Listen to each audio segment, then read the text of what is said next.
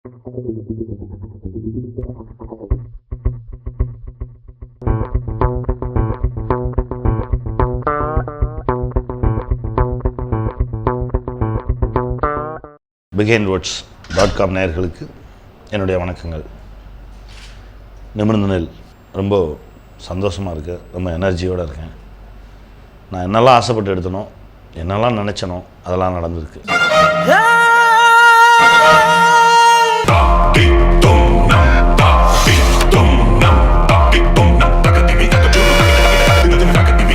नासतो विद्यते भावो ना भावो विद्यते सतः उभयोरपि दृष्टोऽन्तस्त्वनयोस्तत्त्वदर्शिभिः.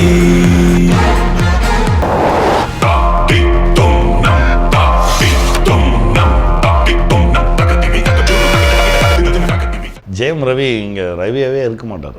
அரவிந்த்னு ஒரு கேரக்டரு, நரசிம்மா ரெட்டின்னு ஒரு கேரக்டர், அந்த ரெண்டு கேரக்டராகவுமே வாழ்ந்திருக்கார் ஜெயம் ரவி. எனக்கு தெரிந்த வரைக்கும் நான் இந்த படம் ஆரம்பிக்கும் போது ரவிகிட்ட சொன்னேன், இந்த படம் தான் உன் கேரியரில் முதல் படம் நினச்சிக்கோ, நானும் அப்படி தான் நினச்சி வேலை பார்க்குறேன். இது வரைக்கும் நம்ம பண்ணதில் தி பெஸ்ட்டாக இதுதான் இருக்கணும் அப்படின்னு நினச்சோம். அதுதான் நடந்திருக்கு.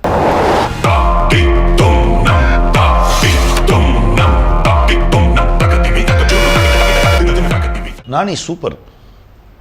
நானி என் தம்பி அற்புதமான ஒரு நடிகன். அதாவது நம்ம பக்கத்து வீட்டு பையன், நம்ம பார்த்த பையன், நம்மளே திரும்ப கண்ணாடியில் பார்க்குற மாதிரி ஒரு பையன் அப்படின்னா அது நானி தான். எக்ஸ்ட்ரானரியாக பண்ணியிருக்கான். 2 ரோலுக்குமான டிஃப்ரென்ஷியேஷன் நானி கொடுத்ததெல்லாம் சான்ஸே இல்லை. அற்புதமான ஒரு நடிகன். நானிக்கு ஒரு பெரிய இடம் இருக்குது இந்தியன் இண்டஸ்ட்ரியில்.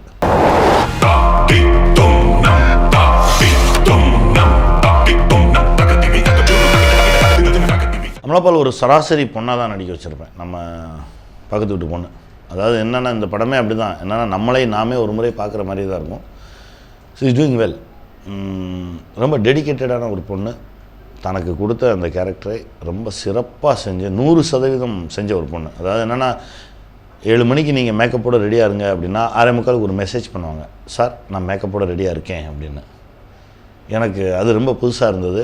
அந்த உழைப்பு தான் அந்த பொண்ணுக்கு இவ்வளோ பெரிய இடத்த கொடுத்துருக்கு. இன்னும் மிகப்பெரிய இடத்தை அமலாபால் பிடிப்பார்.